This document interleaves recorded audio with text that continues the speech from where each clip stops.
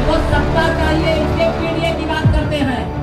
और श्री राहुल गांधी जी, आप मनमोहन सिंह जी की अगुवाई में 10 साल देश की सरकार चलाए हो, लेकिन देश को डुबोने के सिवा कुछ नहीं किया। मझवा विधानसभा में विधानसभा का उपचुनाव होगा, तमाम विरोधी दल के लोग आएंगे, जिनकी राजनीति का आधार परिवारवाद है, जातिवाद है और तुष्टीकरण है, भ्रष्टाचार है, माफियाओं का संरक्षण करना है, अपराधियों का संरक्षण करना है।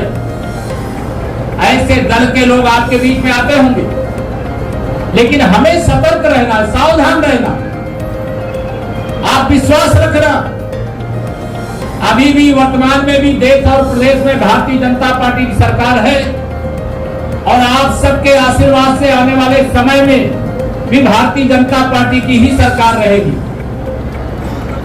2027 का विधानसभा चुनाव होने से पहले उत्तर प्रदेश के 10 विधानसभाओं में उपचुनाव होने हैं। जब भी उपचुनाव होगा, बताइए कमल खिलाओगे कि नहीं खिलाओगे? दोनों हाथ में उठाओ ना, खिलाओगे ना?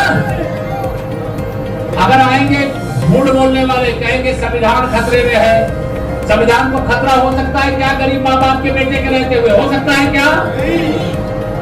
आरक्षण को लूटने वाले, जिन्होंने आरक्षण नहीं दिया था, उसके लिए एक लंबी लड़ाई हुई थी।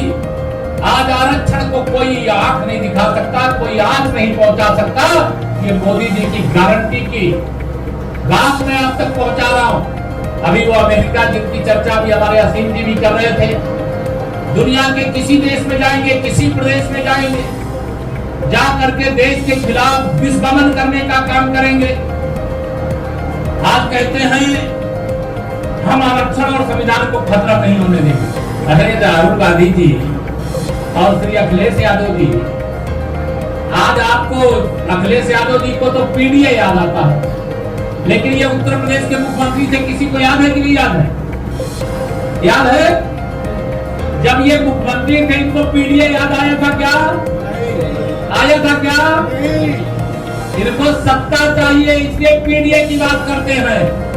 और श्री राहुल गांधी जी, आप मनमोहन सिंह जी की अगुवाई में 10 साल देश की सरकार चलाए हो, लेकिन देश को डुबोने के सिवा कुछ नहीं किया।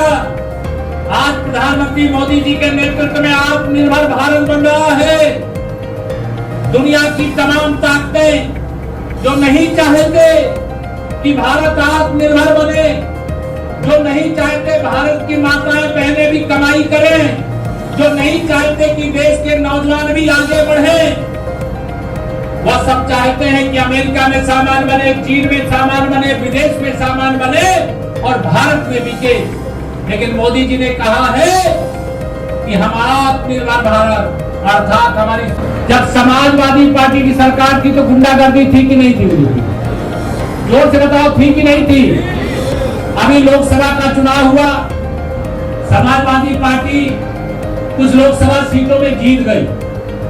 जहां पर ये जीते हैं वहां उपद्रव शुरू हो गया, अराजकता शुरू हो गई, जमीनों पर कब्जे शुरू हो गए, हमारी बहन बेटियों पर अत्याचार शुरू हो गए, जमीनों पर कब्जा करने की कोशिश कर रहे हैं।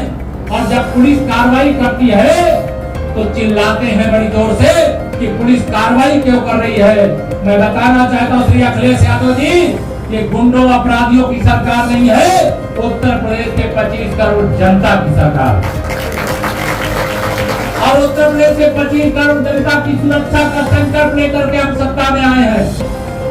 गुंडागर्दी करने के लिए नहीं, गुंडों को बढ़ावा देने के लिए नहीं, दंगाइयों का संरक्षण करने के लिए नहीं, अपराधियों का संरक्षण करने के लिए नहीं आए।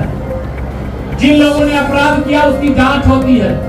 अभी मैंने देखा कन्नौज लोकसभा से जहां अखिलेश यादव सांसद, उनके ही पत्नी श्रीमती डिम्पल यादव के एक प्रतिनिधि थे, वो मिनी मुख्यमंत्री वहीं से सांसद है, आदरणीय विधायक है हमारे असीम अरुण जी। उनका एक गुर्गा एक बेटी के साथ घिनौना कृत्य किया, जांच हुई, उसको जेल भेजने का काम योगी आदित्यनाथ जी के नेतृत्व में भारतीय जनता पार्टी की सरकार ने। अभी अयोध्या के अंदर एक सांसद बने,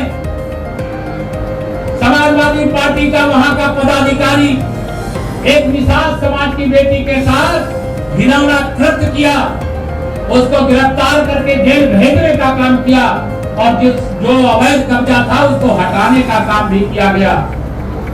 अभी जाली नोट बनाने का काम और जाली नोट सप्लाई करने का काम करने वाला एक व्यक्ति कुशीनगर में पकड़ा गया, उसकी भी अखिलेश यादव जी के साथ फोटो मिल गई। ये जितने अपराध करने वाले समाजवादी पार्टी से ही रिश्ते क्यों होते हैं? मैं आप सब लोगों को आगाह करना चाहता हूं, 2024 के ही अंदर लोकसभा का चुनाव हुआ है, विधानसभा का उपचुनाव होने वाला।